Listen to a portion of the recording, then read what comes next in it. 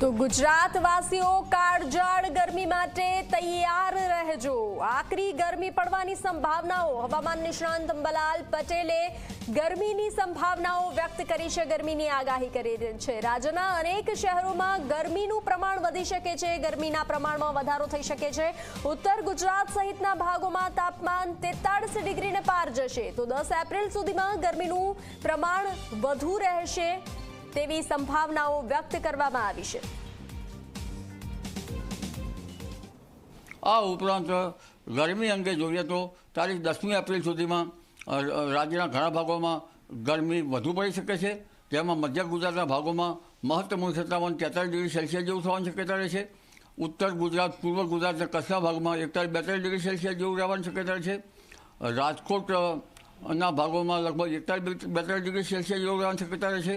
દક્ષિણ સૌરાષ્ટ્ર, જૂનાગઢના ભાગમાં પણ 41-42 ડિગ્રી સેલ્સિયસ જેવું રહેવાની શક્યતા રહેશે।